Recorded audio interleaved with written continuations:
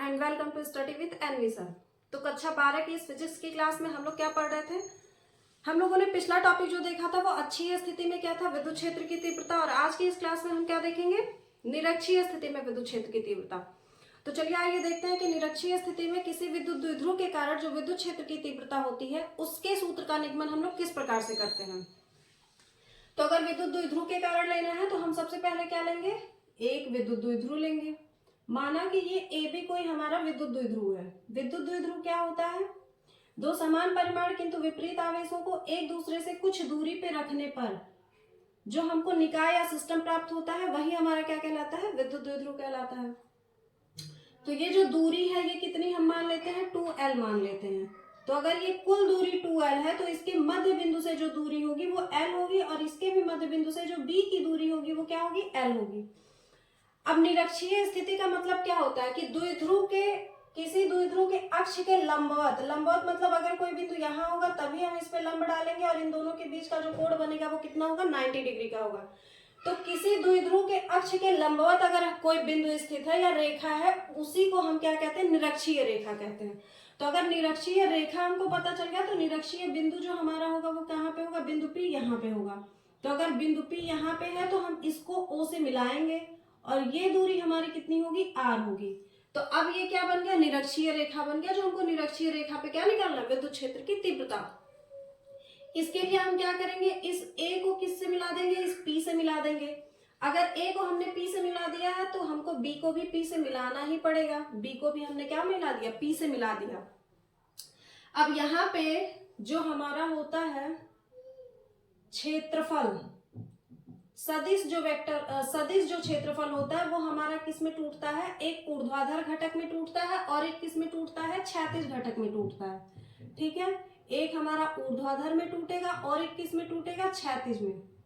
ये कोण कितना हो गया, थीटा। तो ये कोण भी हम कितना लेंगे, थीटा। और विद्युत क्षेत्र की जो तीव्रता होगी वो E है।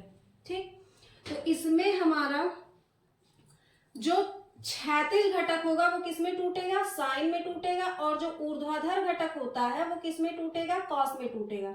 यानी जो हमारा क्षैतिज घटक है वो किसमें टूटता है, साइन थीटा में टूटता है। और जो ऊर्ध्वाधर घटक होता है वो किसमें टूटता है, कॉस थीटा में टूटता है। तो इसमें जो ऊर्ध्वाधर घटक है वो क्या है, ये है। तो इसको हम लोग किसमें तोड़ देंगे, कॉस में। यानी कि ये हो जाएगा E1 cos थीटा। अगर ये E1 cos थीटा है तो इसके विपरीत जो हमारा क्षैतिज घटक है वो ये बनेगा। तो इसको हम लोग क्या कह देंगे, अगर ये E1 cos थीटा है तो ये क्या हो जाएगा, E1 sin थीटा हो जाएगा। ठीक, इस थीटा के कारण ऊर्ध्वाधर और क्षैतिज घटक हो गए। अब इस थीटा के कारण अगर हम लोग देखते हैं तो हमारा जो होगा ऊर्ध्वाधर घटक वो ये होगा, जिसको हम लोग क्या कहेंगे, E2। और ये क्या हो जाएगा, E2 cos थीटा। ठीक, ये क्या हो गया, E2 cos थीटा और ये क्या हो गया, E2 sin थीटा हो गया। ठीक है, इतना समझ में आ गया होगा। अगर नहीं समझ में भी आया होगा, ये सब क्या है, क्लास 11th का है कि किस में साइन और कॉस में कैसे टूटता है, ये सब लोग हम लोग क्लास 11th में पढ़ते हैं। जिसने नहीं पढ़ा होगा वो क्या कर लेगा, फिगर को रट लेगा, क्योंकि हमको तो बस डेरिवेशन से मतलब है, कहाँ से आया कैसे आया इससे तो मतलब नहीं है। तो हम लोग क्या करेंगे, इतना काम कर लिए हैं। अगर इतना काम कर लिए हैं तो यहाँ पे हमको दिख रहा होगा कि ये जो कोण बन रहा है ये समकोण बन रहा है, क्योंकि हमको इस भुजा का मान निकालना है, AP का मान निकालना है। यहाँ पे क्या था, बिंदु P हमारा था, और BP का मान निकालना है। यानी जो दूरी है इसको हम लोग कैसे निकालेंगे, पाइथागोरस से। तो हम लगाते हैं क्या, पाइथागोरस महोदय का प्रमेय लगाते हैं। तो पाइथागोरस का प्रमेय कहता क्या है, हम सबको पता है क्या होता है, कर्ण का स्क्वायर बराबर लंब का स्क्वायर होता है और प्लस क्या होता है, आधार का स्क्वायर होता है।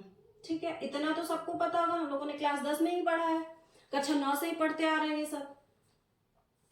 तो यहाँ पे अगर हम बात करें त्रिभुज BOP की, त्रिभुज BOP की अगर हम लोग बात करें तो दिख रहा है हमको जो कर्ण कितना है हमारा, BP है, बराबर क्या है, लंब, लंब क्या है, OP है, और प्लस आधार कितना है, OB है। ठीक, कर्ण का ही हमको मान निकालना है क्योंकि BP क्या है, कर्ण है, और BP का ही हमको मान निकालना है। तो BP को BP ही रहने देंगे और OP ओ से जो पी की दूरी है वो कितनी है, आर है, तो ओपी की जगह आर रखेंगे और इसका स्क्वायर है तो हम स्क्वायर करेंगे। ओ बी, ओ से बी की दूरी कितनी है, एल है, तो इसका स्क्वायर है तो हम एल स्क्वायर कर देंगे। अब ये कितना आ गया, R square plus L square, ये किसका मान आ गया, बीपी स्क्वायर का। हमको सिर्फ बीपी का चाहिए, ना कि बीपी स्क्वायर का। तो स्क्वायर बराबर की दूसरी तरफ जाता है तो क्या बनाता है, स्क्वायर रूट बनाता है। यानी जो बीपी का मान आ गया वो कितना आ गया, under root are square plus L square. अब एक चीज आप लोग देखेंगे कि अगर हम इस त्रिभुज की बात करें ए ओ पी की, तो यहाँ पे भी जो ये कोण बन रहा है ये समकोण बन रहा है। यहाँ पे भी जो लंब है वो कितना है, आर है। यहाँ पे भी जो आधार है वो कितना है, एल है। तो जाहिर सी बात है इसका भी जो कर्ण आएगा वो क्या आएगा, under root are square plus L square ही आएगा। सेम यही प्रोसेस है, बस क्या हो जाएगा, बीपी की जगह हम लोग एपी स्क्वायर कर देंगे। बाकी यहाँ पे जो लंब है वो क्या होगा, ओपी ही रहेगा, और आधार क्या हो जाएगा, ओ ए हो जाएगा। ठीक है, तो वहां से भी हमारा इसके भी कर्ण का मान क्या आएगा, r square plus L square ही आएगा। क्यों, क्योंकि जो बिंदु ए है यहाँ से पी की दूरी क्या है, समान है, जितनी की बिंदु बी से पी की दूरी समान है। ठीक है, वो हम लोगों ने निकाल भी लिया कि कैसे समान है। देखिए पाइथागोरस प्रमेय भी यही कह रहा है कि जो ए से पी की दूरी है वही बी से पी की भी दूरी है। ठीक है, तो इतनी चीजें क्लियर हुई, यानी कि बिंदु ए से पी की दूरी और बिंदु बी से भी पी की दूरी जो है वो क्या है, एक समान है। ठीक, तो यहां पे हम लोग लिख लेंगे कि दोनों आवेशों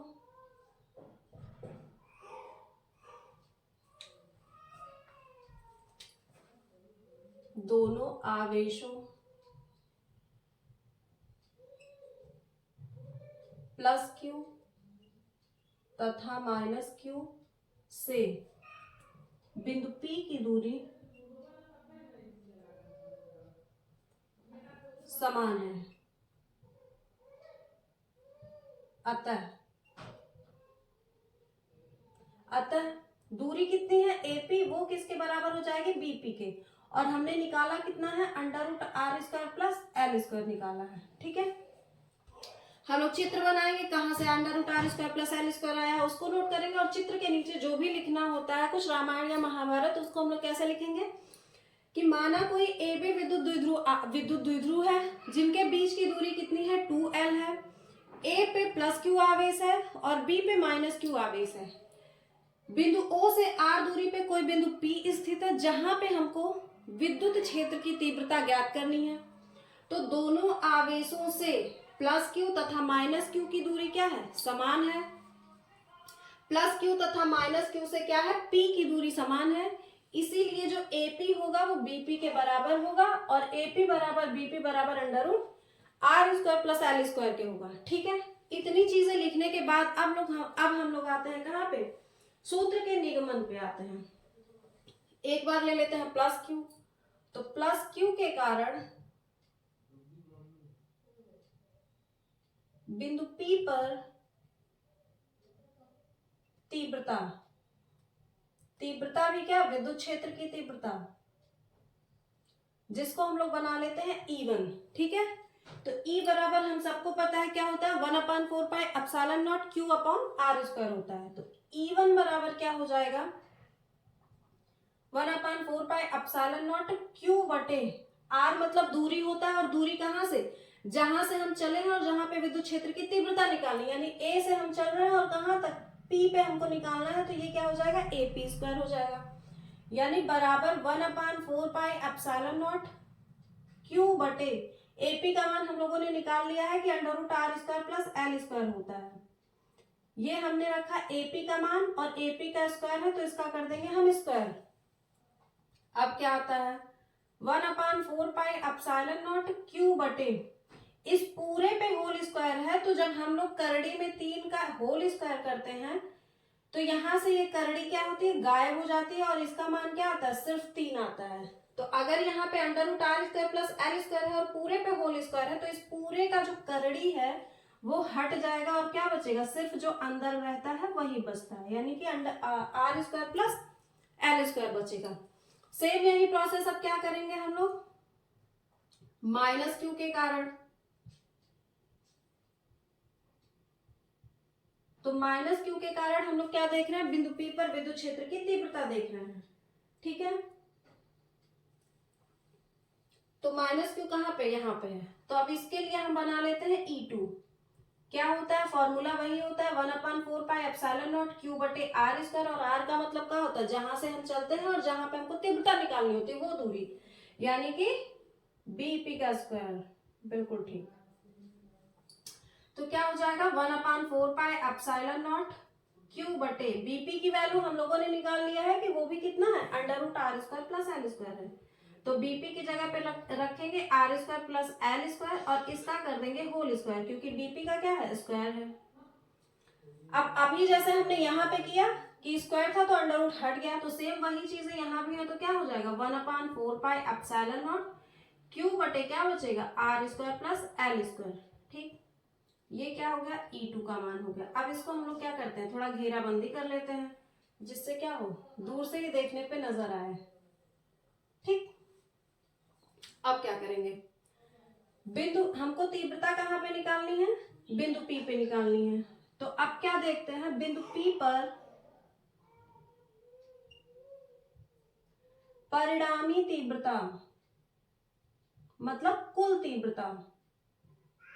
तो बिंदु P पर जो परिणामी तीव्रता होगी वो E बराबर क्या हो जाएगी, E1 cos theta plus E2 cos theta. ठीक है, E1 का मान हमको पता है कहाँ पे, यहाँ पे अभी हमने घेरा किया है 1/4πε0 Q बटे R square plus L square. Cos theta इसके साथ है तो कॉस थीटा लगा देंगे, प्लस है तो प्लस लगाएंगे। E2 का मान हमने निकाला है कितना, 1/4πε0 Q बटे R square plus L square, इसके साथ क्या है, कॉस थीटा है तो हम कॉस थीटा लगा देंगे। ठीक है,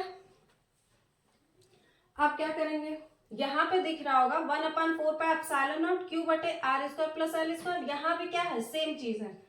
तो इसको क्या करते हैं, हम लोग कॉमन ले लेते हैं। मतलब अगर हम इसको क्या करें, बाहर ले लें, तो 1/4πε0 Q बटे R square plus L square. तो बचेगा क्या, कॉस थीटा यहां से बच जाएगा और कॉस थीटा वहां से बच जाएगा।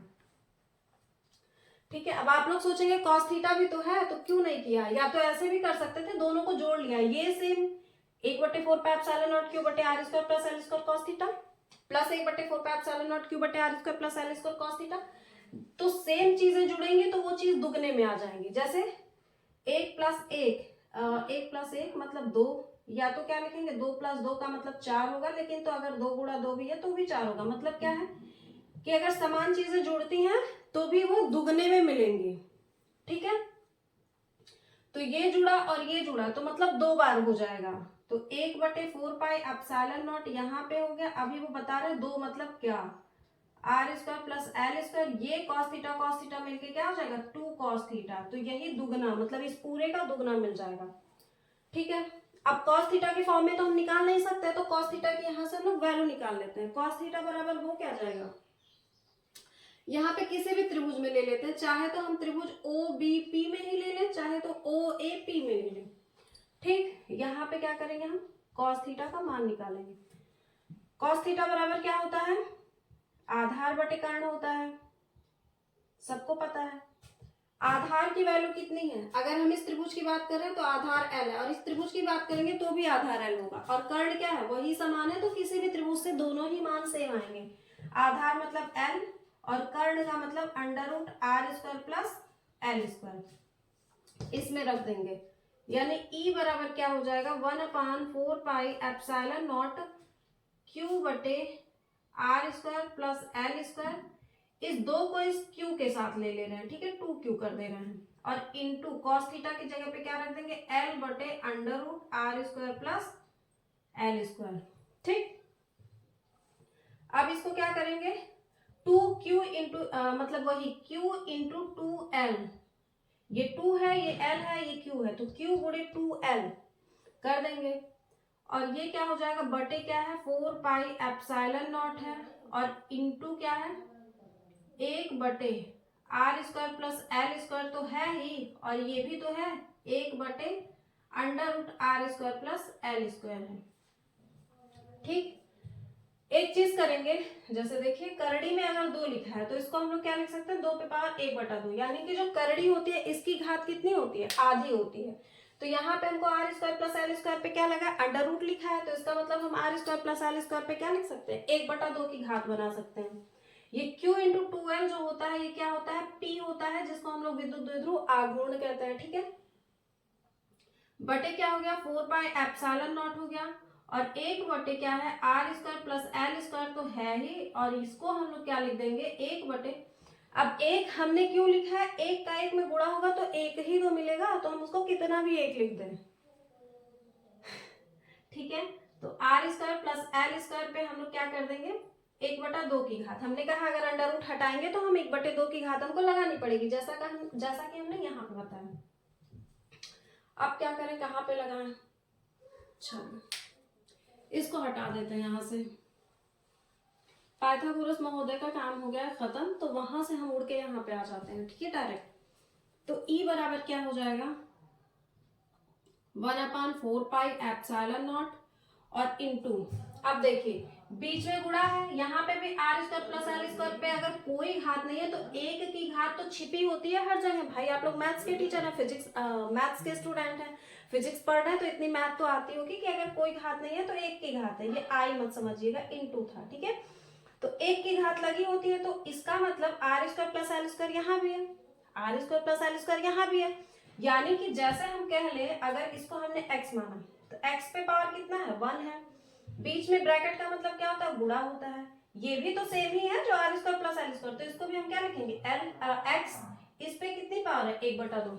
अब आप लोगों ने पढ़ा ही होगा घातांक और करड़ी में कि अगर a के पावर m होता है और इनटू क्या होता है, a के पावर m, भाई a मतलब आधार आधार समान है बट घाते क्या हो, डिफरेंट हो, तो उस घातों को हम क्या कर लेते हैं, जोड़ लेते हैं, ठीक है।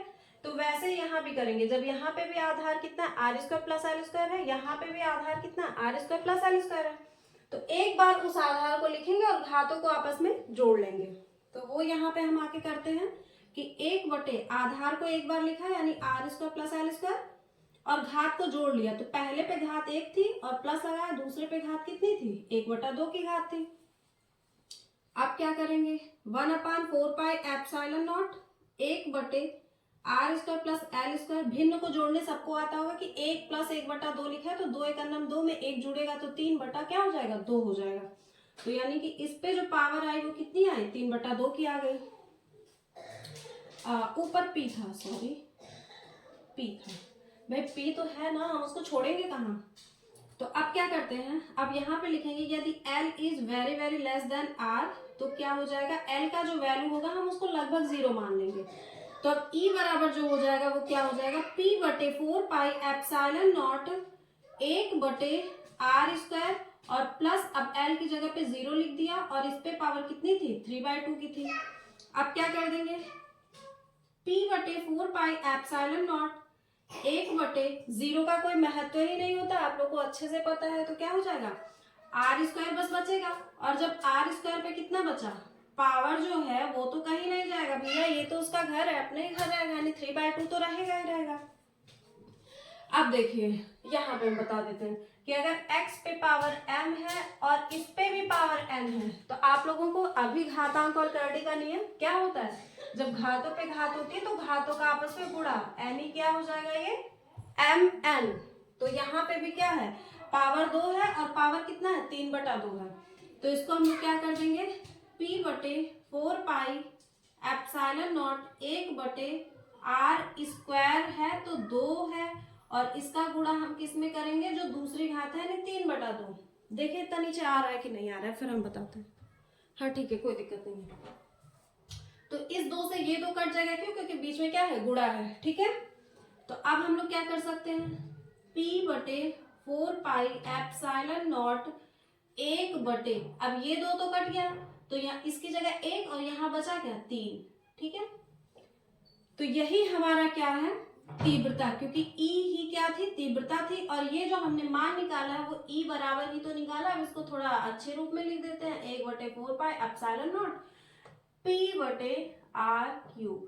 ये क्या था, हमारा टारगेट था, निरक्षीय स्थिति में क्या था, विद्युत क्षेत्र की तीव्रता, और अक्षीय स्थिति में विद्युत क्षेत्र की तीव्रता हमने कितना निकाला था, यहाँ पे बस P की जगह क्या था, 2P था। ठीक है, तो आई होप आपको समझ में आया होगा। तो अगर समझ में आया होगा तो क्या करेंगे, आप लोग वीडियो को थोड़ा शेयर कर देंगे और इसको 2-3 बार इस डेरिवेशन को क्या करेंगे, आप अपने मन से लगाएंगे तो फिर क्या होगा, आप लोगों को भी ये चीज़ें तैयार हो जाएंगी।